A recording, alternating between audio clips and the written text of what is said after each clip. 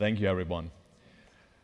Whoever has been in the last panel, I think has already seen that insurance is actually a discussion topic. In Germany, also one of the things that made the headlines this year was the Deutsche Bank and Frankfurt offering, which is not yet live, but close to be launched. So there is something going on coming from the insurance side, but with broader relevance within banking and insurance. And before we go into the panel today, I'd like to share a couple of words with you from the InsureTech Connect. The InsureTech Connect is basically the largest InsureTech conference globally. This year, close to 6,000 participants. Last year, we needed to close the conference after 3,600 because just the venue didn't have more. And I was asked to give a couple of impressions from this conference. So don't worry, it won't be something like many slides. It's a single slide. And a couple of words in terms of what we see is at the moment developing within InsureTech, which is a little bit younger than FinTech at all. But still something that is now coming, let's say, in its teens. And what we see, if I can move to slide 2, here, likely, are basically 5 things which are happening. Number 1, what you have seen 3 years ago is that most of the InsureTechs came on stage and basically said, hey guys, we have something new. In 3 years, your history. What you now hear is, hey, was just kidding. Can't we work together? So you actually see something that insurance, because it's not something that you use every day, it's not something that has a high emotional interest, it's just an industry that takes time to change. And that's something that you realize in terms of the business models, that you realize in terms of what's working, what not, that you also realize that just some InsureTechs had been killed by very huge customer acquisition costs, because if you have a product that is not something you use daily and that is of high emotional interest, it's difficult and expensive often to acquire customers. If you just look at it, according to some information, 24% of the Google revenues come from the insurance industry, just because they're spending so much to get interest of consumers. And you see that. So it's not something that is at the moment really scaling very quickly. It is something that is changing the industry at a slower pace than originally thought. 2, again, according to the same logic, you see that things are just not working as you thought originally. Most of the InsureTechs have pivoted. And again, talking about Germany, one of the oldest InsureTechs in Germany is Frankfurt. They started as a peer-to-peer carrier. Then they went into a business model that basically said, you stay with your insurance carrier, I make it cheaper for you. And now, if you look at their most recent presentations, they are now really focusing on bank insurance. So failing fast with ideas, seeing what's happening, that's something that you see dramatically in the industry. 3, that's now the positive side, what you see. Insurance had been a boring industry, and really attracting great talent to insurance was a difficult sell. So many people just did think that there are more attractive opportunities out there to work. Some specialists like mathematics, actuaries aside. That is changing. And actually with InsureTech and also with the digital subsidiaries of large carriers, it has now also become easier to attract some talent. You're still in the fight with other industries, but actually using InsureTech and using digital insurance as a mean to attract some talent into the industry is something that is much higher on the scale of the carriers, but also of the InsureTechs. 4, whose value chain is it? What you actually see that, especially with digital, insurance is often getting into a supplier role only, that insurance products are embedded. If you go to Airbnb and you rent out your home, you have actually an automatic coverage by a Lloyd's carrier. So whose value chain is it? Who will be in control of the customer? And that is one of the fights where you see that especially some InsureTechs are trying to position themselves as aggregator, trying to do more than only selling insurance, giving protection, giving a primary offer, and then integrating insurance in it. And the question of who's owning the value chain and who might only be a supplier in the future. So like in the automotive OEM industry, something like the tier one suppliers like Bosch ZF versus a BMW or a Daimler. That's specifically the question. And when you see it, some of the most, let's say ambitious carriers worldwide, like Ping An, they have really realized it.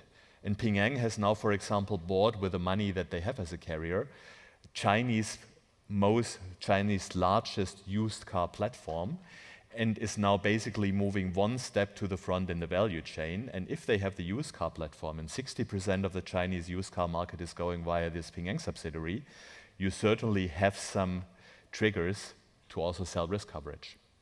And finally, reinsurers. If you look at the classical value chain in insurance, it's a very long value chain. You have the large balance sheets like Swiss Re, Munich Re, which are providing coverage for the big events, natural catastrophes and so on. Then you have the smaller carriers, the primary insurers, from Allianz to the small local carriers, which are basically using the balance sheet to do products. Then you have MGAs. MGAs are often unknown in the broad public, but they are actually tweaking the products that they get from primary insurance to something that is really customer focused. You have distributors like brokers or tied agents. And then you have at the front even lead generators like price comparison websites or like some portals like Finanzen.de. Such a long value chain. And what you see now is that actually some players in the middle of the value chain, could that be MGAs, could that be distributors, sometimes even primary insurers, are cut out. And more or less people with innovative solutions at the front end are directly approaching the big balance sheets of reinsurers to get the risk coverage. So these are some of the key trends that we have seen right now. And we will talk a little bit more about these trends specifically in the context of the financial service industry with, at the moment, only 2 panelists. We hope that number 3 can make it with the trains. Not Christian, Christopher, can I ask you up? Okay, so then Johannes basically is stuck somewhere.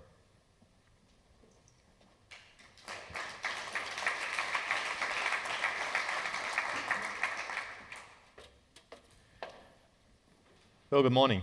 Hey, good morning. Morning. Thanks. Could I just ask you to introduce yourself and what you're doing? Sure. My name is Christopher Oster. I'm founder and CEO of Clark. Clark is an online insurance manager. So we basically have a smartphone app and a desktop version where customers can manage their insurance. What you get is you'll see an overview of your existing insurance products. You can optimize them. You can file a claim. You can get better insurance coverage. You can upgrade your products.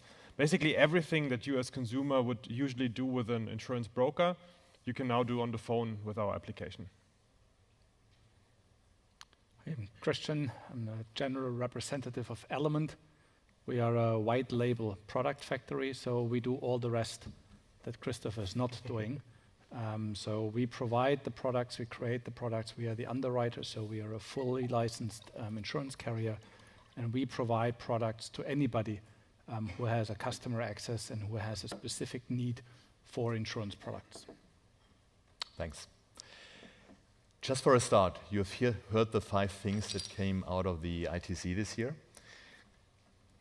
Christian, can I ask you for a quick reaction on these 5 themes? And I would also like to ask you to keep the examples from your personal life to something of max 2 or 3, because I think a lot of that might have triggered things that you have lived through yourself. No, I think they are true. Yeah, I think there was a certain, the front end can solve everything. I'm hype, and you can just go out there and the customers will flock to you, and insurances are suddenly bought and not sold as they have been for 150 years. And I think there's a certain, say, awareness that the industry is a bit more complex and a bit more perhaps path dependent than some of the young startups, I call it. I thought that industry might be easier to be disrupted. And I think what you see now is a much more solid framework. If you look at Element, for example, we went through the difficult way of getting a full BaFin license. We are fully regulated, so we have all the overhead that you need. But we are basically like a Wirecard or a Solaris that have been quite successful in the banking industry, and we will offer that in the insurance industry. And you mentioned the value chain, and I think that's one of the core areas. The value chain, you said, is quite broad, and you mentioned quite a lot of players, but actually the primary insurer have the biggest part of that value chain right now. And then if you take the analogy of the car industry, the BMW is 20-25% internal value add, and we don't buy a BMW because there's a ZF in or a Continental or something. We more try to be the Continental or the Bosch or the ZF, and if we are one day in the same league, everything is good. And we don't try to be the BMW or the Mercedes. So that means 35 billion is your ambition. Yeah. Yeah, but more than the 3 years perhaps that you mentioned up there. No, but it's a long play. Yeah. It's a long play. We see we are close to 100 people, and are 1.5 years old. We're building a insurance core system at the same time being fully compliant to BaFin. That just takes time and investment to go out. If you look at revenues and even projected revenues, and they are already quite ambitious, they are marginal compared to the big players. You mentioned Wirecard. Is it fair to say that your ambition is to become the Wirecard of the insurance industry? Yeah. Okay. Yeah. Big ambition. Yeah, but they also took, how many, 15 Sure. years? Yeah, so we have 15 years. Yeah, let's talk then again. I only look older than I am, so I still have A little bit of runway. I still have 15 years. Christoph, to the 5 theses. Yeah, I was so hoping that they appear on the screen again and I could walk by them. But never mind. No, I Just what's stuck in your mind. Yeah, exactly. So firstly, yes, it will take a little bit longer. Like insurance is simply slower turning business than, for example, the banking business. So let's take us, for example. We have the first, that's going back to 2015, we had 500 customers. And how many insurance touch points do they have per year? 2, 3 maximum, like at the moment maybe only 1. So that'll be 1,000 touch points. If you have 500 banking customers, you may have these 1,000 touch points in 2 days that we get in a year. So you can iterate much more, you learn much more from your customers, and it makes it much, much quicker to adopt to new things and such. And that's why insurance takes a little bit longer, because you have significantly less touch points. That's clear. So that one I would fully support. The second two that I recall, I thought when I read them, actually, that's not insurance specific, because that's like normal startup things, that you try things and you fail and you learn fast, that you could basically write over every startup industry, kind of.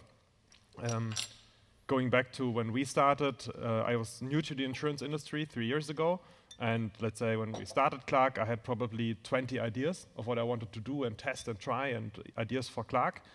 And then immediately the co-founders of Clark said, no, 5 of them will for sure not work. So 5 were dead. Then maybe the industries gave us clear feedback that 5 of them also will not work. And then maybe the other 10 we tested and 5 immediately failed, and then 4 more failed after a certain amount of time. And then you end up with the one that's hopefully working. So that's a relatively normal process, because when you start a company from scratch, there's nothing. Like imagine you sit in an office and suddenly you have 24 hours with your new project, basically. You come up with millions of ideas, and then you see how you can easily test them, what you can do, and then sort of by nature, basically stuff drops out super fast. So that's very general. And I think the third one I found interesting is the workforce, if I remember correctly. And here also I see it not so much insurance specific, but really general for the startup industry, because surely the roles changed. So for example, the last company I worked with was a travel company, and the people that we hired, they used to work in travel agencies. And they literally sat in the travel agency in a random town and spoke to their customers. And now they basically worked in a travel company working with digital customers and with a digital product. So that's, of course, has completely changed the role. And the same is now happening with insurance. We're actually doing exactly the same. We have insurance agents that used to work in a branch office, and they used to wait very long until one customer comes in, and then they have their conversation. And now all of this is happening much faster for them. So, for example, we have a guy who's been with Clark from the very beginning, and at the very beginning of Clark also, he was advising customers one by one. And today he's teaching the machine of how he usually consults the customers. So his job has actually completely changed, but the skill set he's bringing hasn't changed that much. So that's, I would say, also something that you can see in other industries as well. And the other two, I think, were more on the value chain and reinsurance, and here I think it's completely spot on. So also what you said would completely reinforce that. Talking also a little bit about you before opening up the next round. I mean, your specific value proposition of actually being the insurance folder, being more or less the relationship guy where you do manage insurance, that was something which was 2-3 years ago a very broad idea in Germany. And even names like Knip were some of the names which are at the moment pushed very, very heavily. What made you successful? I mean, at the moment, there are not that many left which are at scale. What made you successful? We focused a lot on the technology behind. So there's actually, it's a twofold story actually, because at the beginning, we were kind of the last company to join the block. So they were actually Knip, GetSafe, Finance Fox, they all had a similar model. For insurance had a little bit a similar model. And we're kind of the last company to join this group. And it made it very hard for us to find investors, because when I talked to investors, they either said, I've found the space awesome, but I've made an investment already, or they said, I didn't like the space, I heard it already 4 times now, but I didn't like the space before, I also don't like your proposition. So we had a hard time finding investors, and it means we have put at the beginning all our money not in, let's say, the acquiring customers, but in building a platform and building something that we could scale, because we said, okay, maybe we never get enough funding so that we can actually acquire customers to our platform. Let's just build an awesome platform, and one day there will be an opportunity to use it in the insurance industry, because there's such a high need for digitization. So we built this platform, and then luckily we also get the funding, and sort of it started working, that we could attract customers basically. But I think we're still benefiting from this core that we have built at the first year, only our technology and our system and our backend and operations. And now we benefit from this because it makes us very scalable. So technology was the winning factor. Yes, and like not the front end colorful facing technology. Like this is the no competitive advantage. It's really the hard backbone. Basically, that's the advantage today. Yeah. So we made it. Actually, the numbers were kind of right at the beginning. One of our consultants was able to talk to 500 customers. So one insurance agent had 500 customers in his group, basically, that he was managing. Today, the same agent is holding 15,000 customers. So we made him 30 times more effective, and that's due to the backbone that we built. Excellent, excellent. I'm not going deeper in that. I mean, there are many, many stories. You see like also basically companies which are a combination of the two of you, like VFox with one, or like GetSafe, that has even more or less sold off their Clark equivalent and is now fully more or less betting their book on an equivalent of what you're doing, even though not fully licensed, but from the logic of the customer value proposition the same. That's a story for another day. Let's get back to financial services and in the theme of the panel. So basically, getting more for the end customer with integrating an insurance into other financial offers, which is a little bit the thesis 4 that I had. So the value chain question, who's controlling the value chain? And I think you're both working with banks in a degree, and you're doing it in a different role. I'm starting with Christian, you, because actually what you're doing is, I think, the same thing that an Allianz has done. I think it was called Allianz Dresdner quite some while ago. So the idea is again not new, and the underlying concept is the same. You just said when we met a few minutes ago that 1995 you had a conference talking about e-commerce, and that a shop around the Lake of Constance was the most advanced. So the keynote was then the electronic mall Bodensee, so which unfortunately didn't get the Amazon, but I think nobody knows them today anymore. But I think a lot of these ideas have been there. They just might have not had the technical foundation and the basis to do it. And if you see the tech stack we build right now, that would have not been possible probably even 5 years ago. 5 years ago, like 10 years ago, people, they modernized their whole backend structure, and you have tons of servers. We run our company on a laptop. So it's fully cloud-based. The technology was not there 5 to 10 years ago. The same when it comes to security, when it comes to ready-made CRM solutions, when it comes to communication tools, to automated penetration testing, that all was not there before. So the idea how you build a modern tech stack has fundamentally changed and will probably change at an incredible speed in the future. So I can fully agree on that. The back end and the technology stack you build is the core to whatever you do. And if you then say, okay, you would like to do an Allianz Dresdner today, the question is there anything close to a Dresdner out there anymore? But Allianz has proven to be quite successful. So we always talk about these old incumbents, and Allianz had the most successful year in the history last year with 9.5 billion net profit. I would be very careful to even have that as your revenue first. I would be happy with the revenue. So it's one has to be very careful when saying you want to attack somebody. That's Allianz will not be our customer. Allianz will not be our competitor. But if we would like to work with the bank, there's a main difference right now. You said there are so many touch points that the bank customer has right now, and imagine you can instantly, while seeing a certain payout, you get an overlay because the customer accepted, and with 100% certainty that customer gets a better offer at a cheaper price from a trusted brand because it's your bank.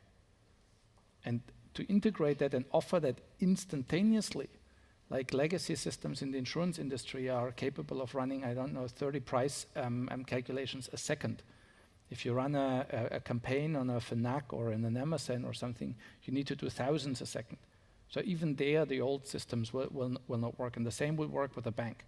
If you will work and try to do an instant cover that is legally binding, where all you need to do is a buy button on your app, you need a technical setup that Allianz was not capable to deliver 15 years ago, and that's the only thing where I would say they might have difficulties even doing that today. So I'm now exaggerating. What I'm hearing, and correct me where I'm wrong, is to basically say the old cooperation in the financial world is really what we're doing, but we're making it much, much more convenient. We're making it better, and we're tech enabling it. But actually what was there out was already not too bad, and so it's now actually making it better. Yeah, we focus on a small part of the value chain, and that is the back end, that's the product creation. And we offer that both to insurances, which we have already done, not again to the Allianzes of this world. I'm pretty sure they have to do it internally, or they will acquire somebody, or they solve it otherwise. But the German insurance landscape is quite fragmented, so you have a large number of more than 100 property and casualty insurers that have about less than 1% market share, but in aggregate they are quite big. And we offer the same service also to non-insurance companies, being it the e-commerce, being it the distributors. We embed products, for example, in cybersecurity solution providers that not only has an underwriting part to it, but insurance will be part of a bundle of offerings. Or take another one, if you apply a Nest, what Google acquired for more than 3 billion in your home as a home security and home appliance control system, your home content, your real estate insurance will be totally differently underwritten. It will be differently serviced, and there's no data on that in history, so classical insurance companies don't have an advantage. And I think the data integration play will win, and that's why we invest so heavily in the technology side, even that we know that the next 1 to 3 years, our absolute revenue side is probably, compared to an Allianz for sure, rather on the small side. I guess that you have a little bit of a different proposition, given what you have done with other banks and with a cooperation with banks, in terms of that the future might not be the same as the past, but tech-enabled, but that the future might be more. Yeah, I mean, in the end, it's not too different. Like it's about the same concept, that you, as bank, have certain opportunities that maybe a young InsureTech or even insurance company does not have. And I'm talking about 3 things: brand, data, and touchpoints. So brand for us is a big hurdle. Like no one outside the financial service community, like really the mass market, people don't know Clark yet. So definitely it's difficult for us to convince people from scratch to trust us with their insurance. And the banks out there, they have a brand already, so people trust them already in financial matters. The steps to then also trust with insurance products is not that big. Then you said that already, they have the touch points, we talked about this. So you're just in the bank account much more often than in your insurance manager or in your insurance branch office or whatever. So you simply have much, much more touch points. And you have data, because you have the bank transactions, you know a lot about your customer, you have a KYC process in place. So you have all of this information around the customer, you have the brand, and you have the touch points. So of course you have a superior position to offer insurance products. And whether that then happens in the bank branches, or whether it happens completely online only, or whether it happens online in combination with a direct sales team, for example, a call center team, that's to be decided. It may be a combination, it may be that each bank decides differently, and one is basically pushing whatever's generated in terms of insurance opportunities online into the branches to also get more activity again in the offices. It may be that some others want it completely online and like end-to-end online closing processes, and others may say, look, I actually have already a perfectly running call center. Many direct banks do. So why not offer something online, but also give people the opportunity to talk to an agent on the phone. So I think there will be multiple combinations, and as long as the technology is able to support all of them, because in the end it doesn't matter that much if, let's say, you generate an opportunity or an offer online, whether you make it that the customer just clicks online and buys it, or whether you send a lead to a centralized inbox, or whether you send it to a person in a branch office. All of that is just a channeling of the opportunity, basically. So it is the integration of the offering in terms of using the trust the bank has, integrating the insurance management into your online banking, because the online banking already has the traffic, and getting out of that a better value proposition for the end customer. Mm-hmm. Let's do a... And don't underestimate net cash for you as a bank. Yes. Because what you offer there on top is overhead cost-wise brutally cheap. Yes. Yeah, technology will solve it. You will not spam a customer. You enhance customer the value proposition, but this is real money that is there. That is one successful click is more than what you earn on your current account in probably 2 or 3 years. So we talk. You said Google makes 24%. And according to some sources, yes. I'm quite sure that 20% of quite a lot. So if you can take some of that out, because you already have that customer, why lose that customer? That somebody goes via Google, Google earns the money, cashes out on the superior data that they have, the whole margin that's in there. Why not collaborate? Don't let this customer go via Google, but offer something extremely good that is better than any comparison site you can find, because it's actually individualized. So comparison sites will fall off, and you earn, I don't know, 20 euro for a successful click, 30, and then recurring another 10 per year. I'm pretty sure that's more than any current account. I'm pretty sure there are a couple of big banks out there that, if you look at their net profit last year, they could use even 100 million. You know that at some point in time, in the UK, the aggregate commission of the insurance industry to the retail banks was larger than the aggregate profit of all retail banks. Yeah. So you're right that in terms of revenue source, I think there is quite a big pool. Let's do a quick show of hands to that theme. Who of you in the room have within the last 12 months checked their insurance portfolio, whether it fits your needs, whether there is nothing in that you don't need, and whether the most important risks that you had in your life are covered? Who has done that within the last 12 months? I mean, of course. Okay. I used the cool app, by the way.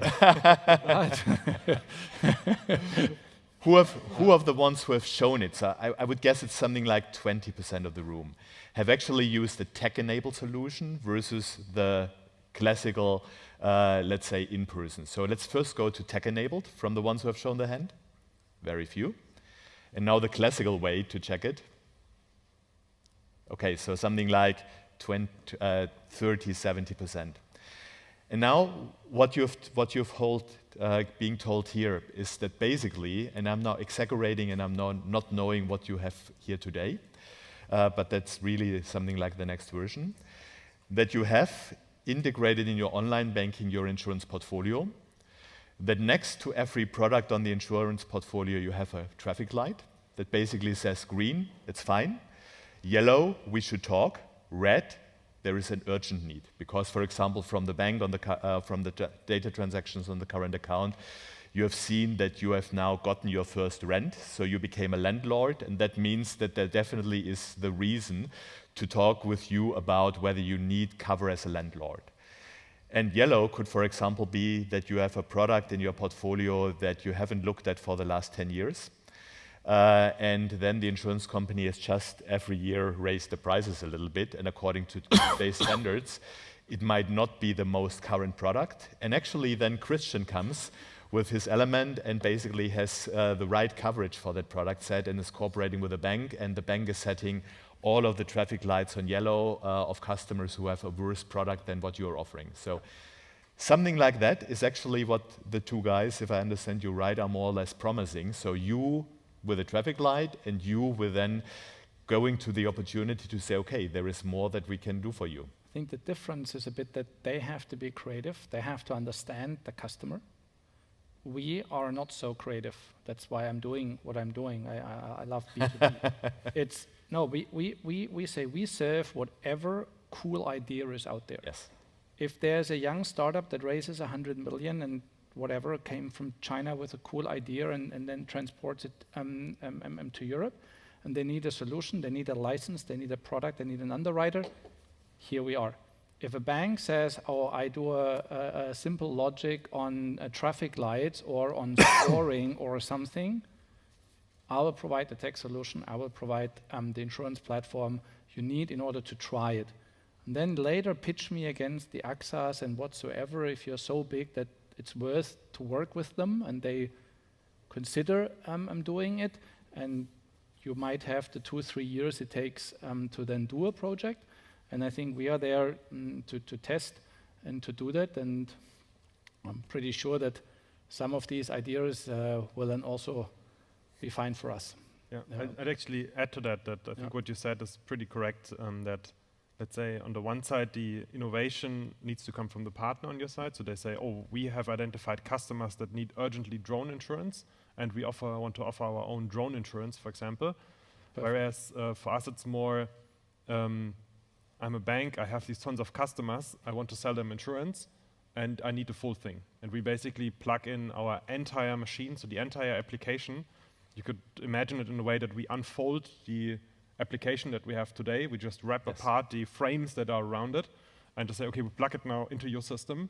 We put your label on it, or we can also use our label. It doesn't matter that much. And then our full engine is running there, and it's pulling the bank account data, it's making the analysis, and it's upselling, cross-selling, changing contracts, putting traffic lights. So it's like it includes the front end, for example, like the entire vision or visualizations that you basically have there. All of that is part of the solution. Yeah, so basically you're providing, from the picture that I've painted, the customer engagement format.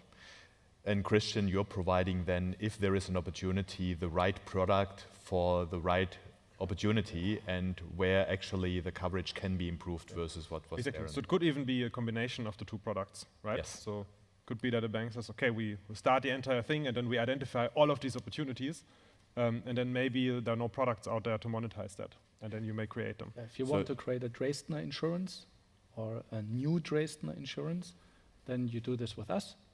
You want to sell it via a logic, you want to compare it to others on the market and say, hey, we only offer our solution if it's really better fit to the customer, and if not, we will sell an Allianz, a Hannover, a Hook, or whatsoever.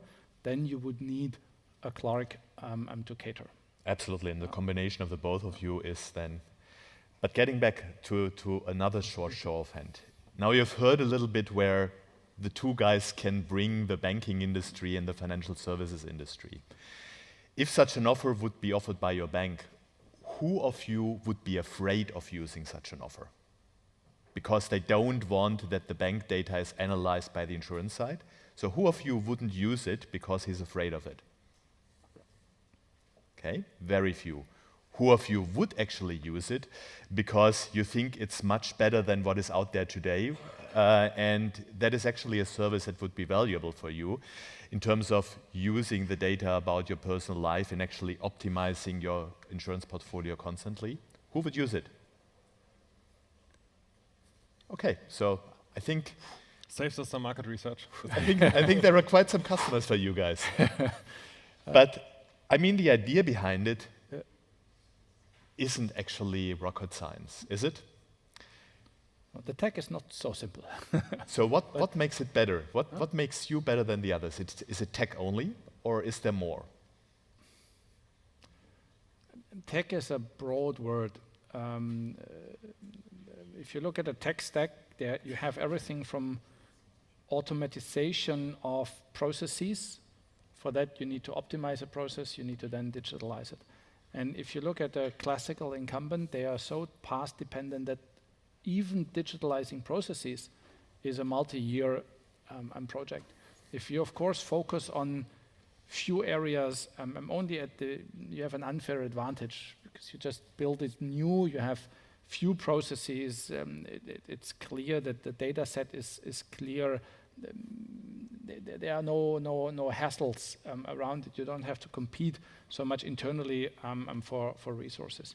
When it then comes to the base stack, that is a fundamentally different. So I think there's only one minor solution provider out there that on the core system provides a microservice structure that would be a state-of-the-art current provider. You're not by chance talking about the San Francisco offer used by one of your competitors? Yes and no. I think they are not really full stack on that, but they are one, and there's a reason when Peter Thiel invests that at least it warrants a look. No, there's one actually in Romania. I'm doing something, but they are a daughter of a German quite large provider. But the whole idea of how you combine a pricing engine with a product engine, with a document creation engine, in order to then combine it and cater a business partner, that the logo is right, that I want to have it in 2 columns, I want to have it in 3 columns, I want to have it in that font size. It's small things because brand and trust is so important that you have to cater that on all levels. And you cannot just say, we offer something which is now €3 cheaper with a bit of a higher coverage, and then you can click here, and then you have 15 documents as a PDF sent to you by email. That is still okay. Yeah? The real-time pricing engine, for example, is not so easy. Simple. Yeah, because in the classical insurance stack, you have to go back to your core, and you have to do the calculation on the core. And then simple things like having a variable commission so that you can test the demand curve of your customers, whether you want to have a €5 commission or 5% commission or 15%. And you can choose, I convert so much more if I reduce to 9% commission, but in total I earn more because it's price times volume, especially if your overhead is rather low. And that I think we come into play as we allow that you can totally, in a total flexible way, decide on Monday my commission is 3%, on Tuesday it's €5, and you can work on it. And for I think the 1 or 2 hands I've seen on the data side, that data could, if we would work for a large bank, for example, not even be processed on our side. So of course we would provide the algorithm for the bank. They would do it on their side with their customer data. And then only if a customer would say, yes, I would like to, then we are instantly capable of then playing out that insurance policy. And there I'm pretty sure the technology of classical insurance providers is a bit limited.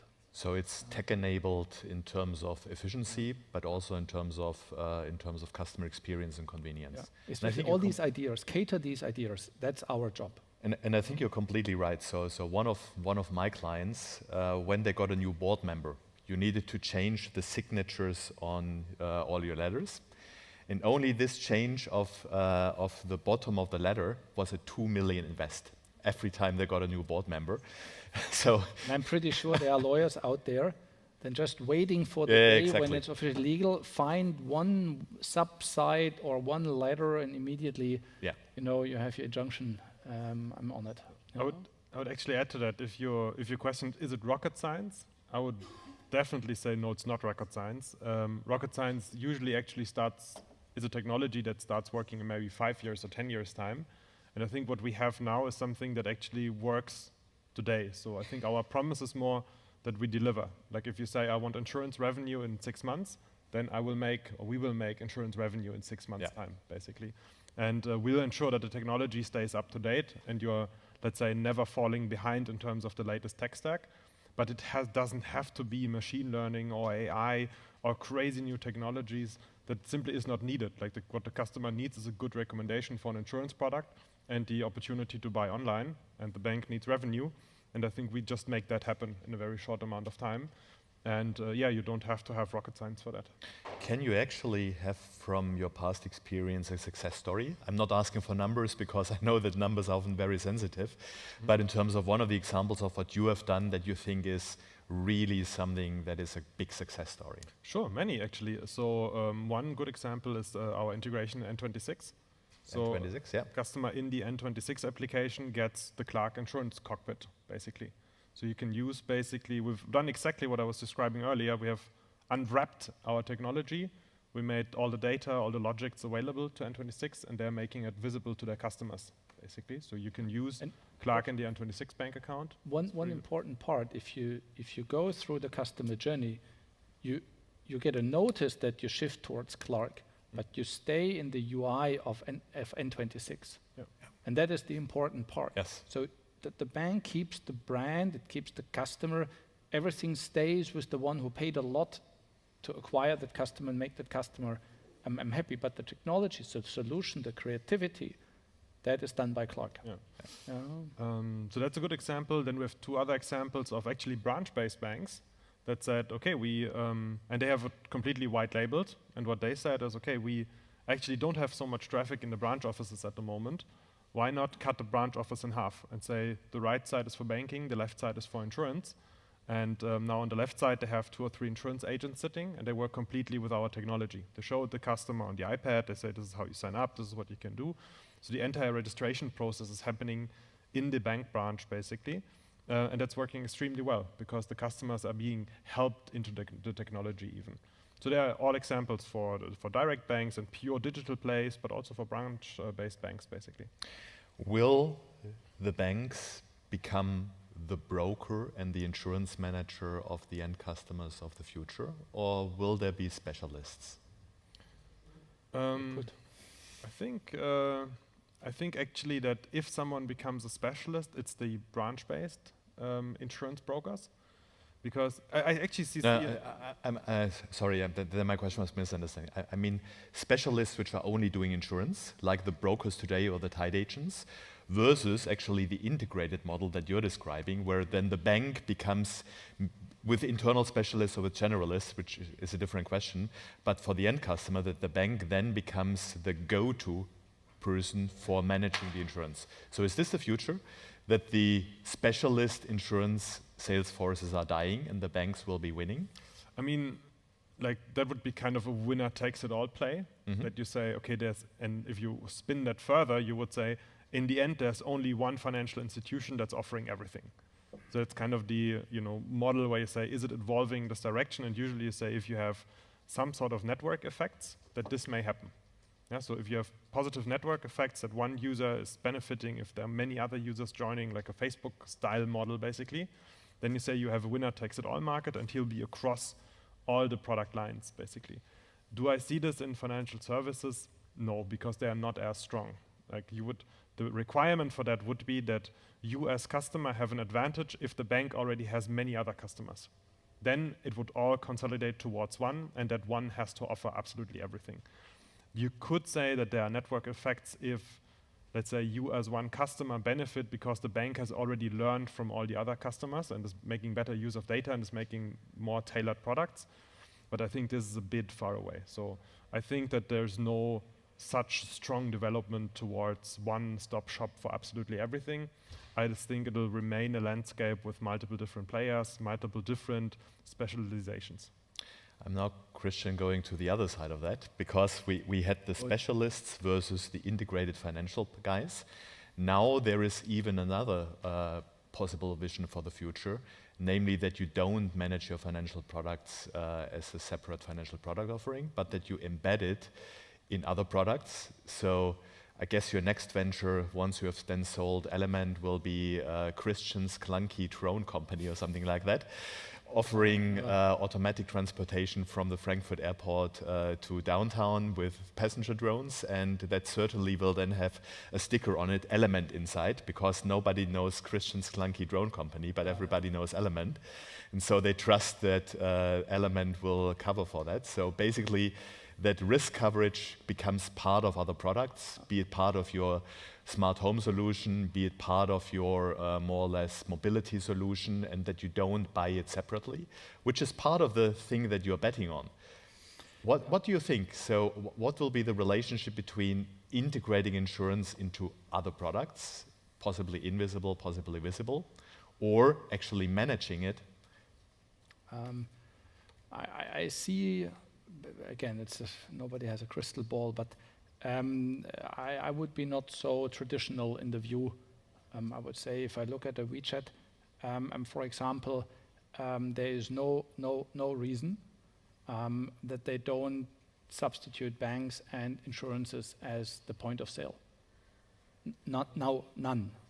And there are a couple of other players who have that capability to do that.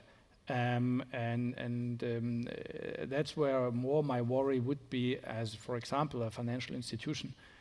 Right now, that it's not a slow process, but that it's a basically invisible process for years, and everybody feels safe and feels secure. And then there's a certain point where it takes 2 or 3 years and the business is gone, and I mean gone. China substituted cash within 3 years. And this happening here, perhaps unlikely, perhaps likely, I don't know. It's for other people to make that bet. But if it goes into that direction, I think the classical GAFAs plus the Chinese players are in such a better position to be the interactor with the customer. And then I think you'll see much more embedded products. If you go further with the car, there's no reason to buy an individual car insurance anymore that takes you as a person as the calculation base if the car is de facto self-driving. Yeah, fully. So the embeddedness and the players that control the customers will, I think, change. And that's, I think, where the industry has to wake up. And either they serve the customer and they serve it with such a good value proposition that they warrant a place at the table, or I'm pretty sure it will not take 10 years, that there is a shift from 1990, 89 to 2, 3, 1 dead. I have to correct one thing there. I did not say, no, like basically I said that there's not going to be one winner, but that there's going to be multiple winners, because it's not a winner takes it all market in the end. But I did not say that it's the existing banks in Germany. So I basically have no... I would recommend everybody to have a look at China. But basically I think there will be multiple winners, but this can be completely other companies that we don't have on the radar today. Like there's absolutely no reason why these are the existing players. Everything could change very quick. By the way, to China, I don't have the numbers from this year's Double 11 Day yet, but last year's Double 11 Day, do you know what the peak sale of Zhong'an per second was in terms of insurance policies? I'm proud of my system, and probably more than my system could handle. 24,000. So 24 insurance policies in the peak second. Yeah, it's pretty amazing. The numbers are crazy. The ideas, the tech talent is crazy. The ambition to be number one in the world is crazy. So I think what we have seen perhaps the last 10, 15 years coming out of the valley with a few examples from Tel Aviv, we'll see out of Shenzhen, Wuhan, and out of Beijing. This is a total new play that will come, and they will not come with 5-year time horizons. You've seen small things. You've seen here the rental bikes in Frankfurt, for example. It took Chinese companies 1 year, to do an online, offline, global rollout. And I mean, not an app, I mean offline operations. That is beyond imagination even 3 years ago. And I'm pretty sure that we'll see something similar in the financial industry. Now, let's not talk about which country will win, but very simplified, we have these 3 models. So insurance staying a specialist engagement model for the end customer, an integrated play, however it will look like, where you actually say, okay, this is more or less my democratized private bank, and whenever I have a new life situation or whenever I have a new financial need, that will solve it for me. And it becomes completely invisible and is basically integrated into whatever other non-financial offering there is. So let's just simplify these 3. Could I ask you to put them into a rank order? What you believe, what will be from these 3 scenarios, the biggest, the second biggest, and the smallest in the future? 2, 3, 1. So the financial partner, the integration, and the specialist will lose. Yeah. Okay? Yeah. As I don't know, that's why we bet on the backside. Say whoever wins, I will cater. Come on, who dares wins? I really don't know, but I would, in general, somewhere here, agree what Christopher said. So that means, if you look at something like the global profit pool of insurance, which is huge, I mean, if you think about even the global premium pool, that the global premium pool at the moment of insurance is 5 trillion. 5 trillion of insurance premiums. Basically, you both believe that the one who gets this kind of integrated financial offering right will be the most likely winner. And I think trust and brand will play an extremely critical role. So the ones who have trust and have a brand now are in a very, very, very good position. And my recommendation always is, of course, naturally, focus on that. Focus on the customer, focus on the trust, focus on the brand, focus on the interaction. Don't try to win the tech game. Yeah, use the tech game with a ZF, a Bosch, a Continental, a Delphi, and some other areas, perhaps an element. But look at successful plays out there. And the automotive industry in this year with diesel scandals and people in prison might not be the best example. But in general, how they structure the value chain, I think, is a very good example on how to move forward. And owning that customer experience, owning that customer will be the one part that will win. And the trust and the brand is there. So utilize it. And I think grow on it massively. Then I think you have a very good chance. If not, some other trusted brands will come and eat the lunch. You actually jumped the gun, because that is a very, very good closing statement. And as we have 5 minutes to run, exactly. I first of all wanted to open to the room whether there are any kind of questions to Christian or Christoph, so to our 2 C speakers. No question at all? Yeah, that's always the same, you know, insurance and tech, it's like this boring side of business. Thanks for the insights. I happen to work for a classic insurance company, so those are of high interest to me. I was wondering, as you just said, that the ones who offer the integrated or integral process in the end, or the product, are those who get the biggest slice of the pie. So if I understand that correctly, we have to offer financial services and the insurance at the same time.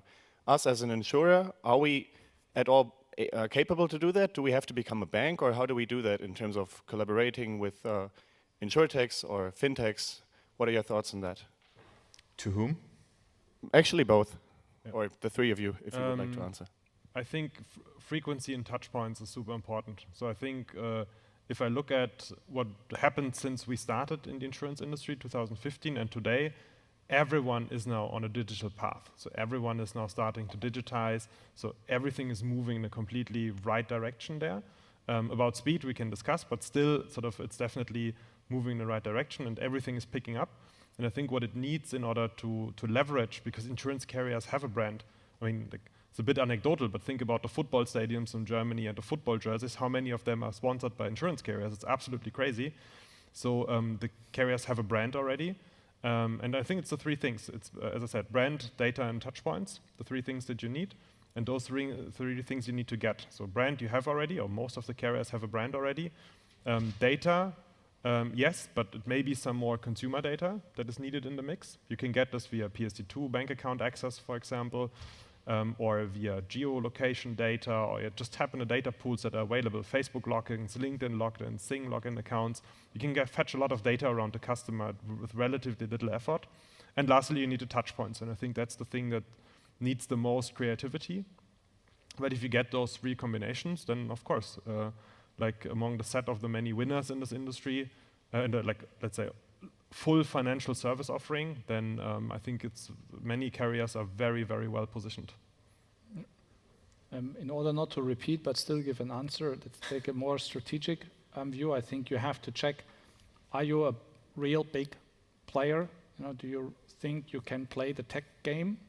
Because if you look at engines, platform, and ecosystem, and in which area do you want to play? If you want to build a platform, even you want to build an engine, we talk significant invest. We talk English as a company language. We talk a different culture. We talk hundreds of engineers earning more than salespeople at a certain point of time, which is a different in culture. But then you have to go that route and build what we build out yourself. I think there's no other way. If you're more in the not top 3, 4, but a bit below, you have to think carefully on where to put your resources and where's your company's strength.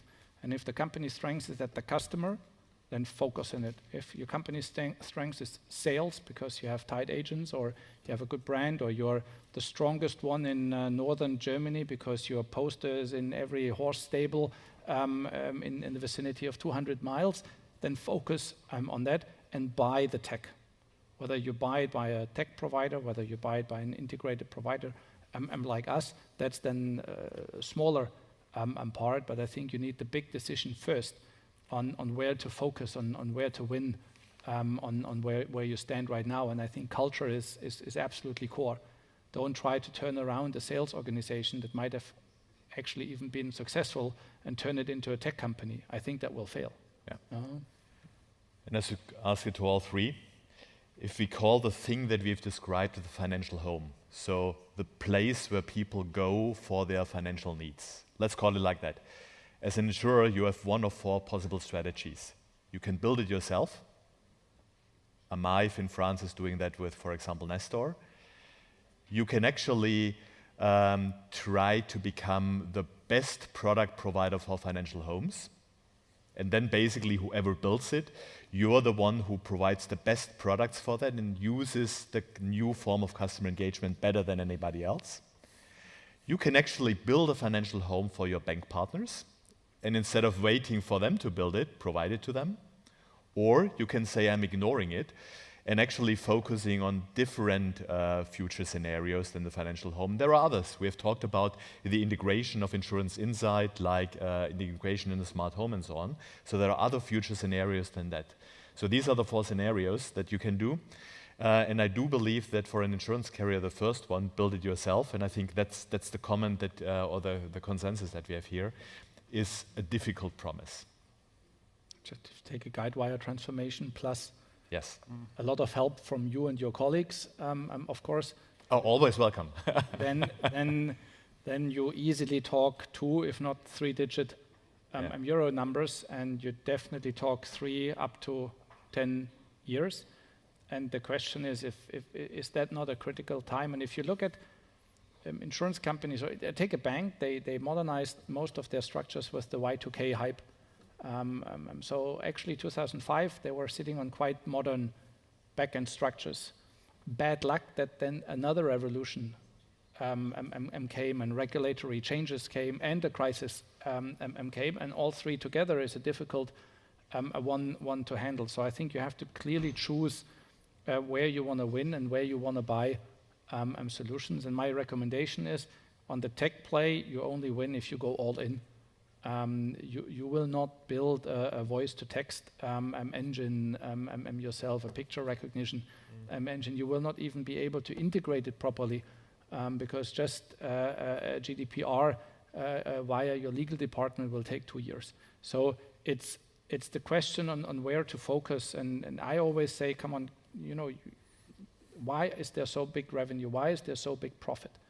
Because there has been a very good business. People have been extremely good in sales. You say insurances are a product that is sold, not bought.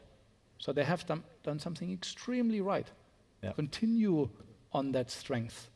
And don't try just because you read something in Financial Times that you have to build your whatever tech fancy so-and-so. We've basically reached the back end, so could I also ask you, Christopher, for some closing thoughts on the discussion that we just had, possibly? I already did mine as Yeah. Jump the gun. It goes in a similar direction. I mean, maybe that's an eye-opener, but we are using 150 technologies in our platform that we haven't developed ourselves. OCR scanning technologies, signature technologies, other display technologies, BI technologies. So like we're basically combining the best of the entire tech world, even in our product already. And if you think about this further, how many different technologies an insurance carrier would need, for example, to surface millions of customer base and all of this. So it's extremely hard to build all of this oneself and to be the best at all of this oneself. So that's, let's say, one thought about it. The second thought that I have is at the very beginning, the first slide that we had on this was fail fast. And that the trend is basically failing fast. If you now run a 3-digit million project, basically, and this one fails, it's not fail fast anymore. That's a massive problem if this one doesn't work. With solutions like Element or with solutions like Clark, you can fail super fast. Like you can basically test this, and after 3 or 6 months, you know whether the direction it's taking is good or not. So you haven't invested 3-digit millions, but not even one, basically, to get there and know what's happening and whether it's going to work out or not. And I'm quite sure that both of you will be available after that talk if anybody now got some inspiration and wants to cooperate with you. So thank you. Thank you. And thank you all for being here. Thanks a lot. Thank you, Oliver. Yeah.